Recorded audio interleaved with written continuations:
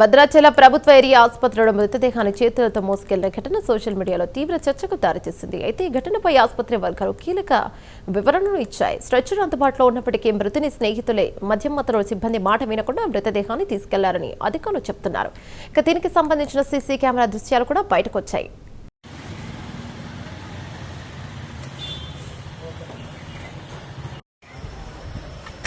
Story ఉందా? Hi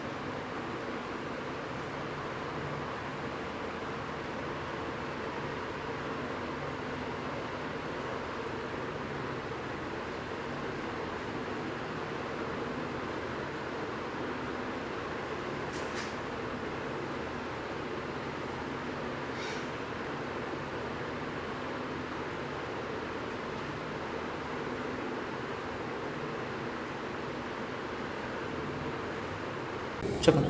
అందరికీ నమస్కారం అండి. నా పేరు డాక్టర్ రాజశేఖర్, డైరీ హాస్పిటల్ భద్రాచలం ఆర్ఎంఓ పనిచేస్తున్నాను. నిన్న సుమారు 4:30 ప్రాంతంలో సాయంత్రం కండే వెంకన్న 42 సంవత్సరాల వ్యక్తి కొంచెం అపస్మారక స్థితిలో వీక్నెస్గా రావడం, గిడ్డినెస్, ఆయాసంతో హాస్పిటల్ అడ్మిట్ రావడం జరిగింది. రాగానే మాకు అందుబాటులో ఉన్నటువంటి డాక్టర్ గారు వెంటనే వైద్యం స్టార్ట్ చేసి కొంచెం కండిషన్ సీరియస్గా ఉందని అటెండర్ వాళ్ళ ఫాదర్ గారు ఉంటే అతనికి ఎక్స్ప్లెయిన్ చేయడం జరిగింది. కొంచెం కండిషన్ బాగా ఇదిగా అవుతుంది, ఇతనికి ఐసీలో ట్రీట్మెంట్ అవసరమవుతుందని చెప్పి ఐసీలోకి ట్రీట్మెంట్ షిఫ్ట్ చేసి స్టార్ట్ చేస్తున్న క్రమంలో అతను మరణించడం జరిగింది. మరణించిన తర్వాత హాస్పిటల్లో వైద్యులు సిబ్బంది ఎవరైతే ఉన్నారో వాళ్ళు అటెండర్స్కి కొంచెం ఈ డెత్ నోట్స్ కొన్ని ఫార్మాలిటీస్ ఉంటాయి, అవన్నీ రాసే క్రమంలో కొంతమంది ఇద్దరు వ్యక్తులు మద్యం మత్తులో వచ్చినట్టు మాకు తెలిసింది. వాళ్ళు వాళ్ళ ఫాదర్ కూడా చెప్పకుండా సడన్గా బాడీని మొత్తం తీసుకుని బయటకు వెళ్ళడం జరిగింది.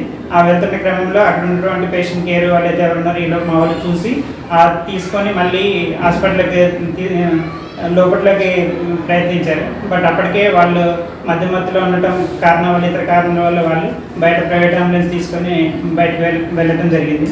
ఈ క్రమంలో హాస్పిటల్ వైద్యం చేసే క్రమంలో కానీ అట్లా హాస్పిటల్ సిబ్బంది కానీ ఎటువంటి నిర్లక్ష్యం మాత్రం జరగలేదు. ఇన్ కేసు ఏదైనా నిర్లక్ష్యం జరిగితే డిపార్ట్మెంట్లో యాక్షన్ మాత్రం తీసుకోబడుతుంది. నిన్న జరిగినటువంటి గవర్నమెంట్ హాస్పిటల్లో సాయంత్రం 4:30-5 ప్రాంతంలో వడద దెబ్బ తగిలి కండ వెంకన్న అతన్ని, మా స్నేహితుడైన అతన్ని తీసుకెళ్ళాం. హాస్పిటల్ తీసుకెళ్ళంగా హాస్పిటల్ యాజమాన్యం అసలు మంచిగా చూసుకున్నారు. ఇంకొకటి ఏంటంటే ట్రీట్మెంట్ కూడా బాగా చేశారు. చేసిన తర్వాత ఒక 5 నిమిషాల్లో అతని కండిషన్ పరిస్థితి బాగోక చనిపోయాడు.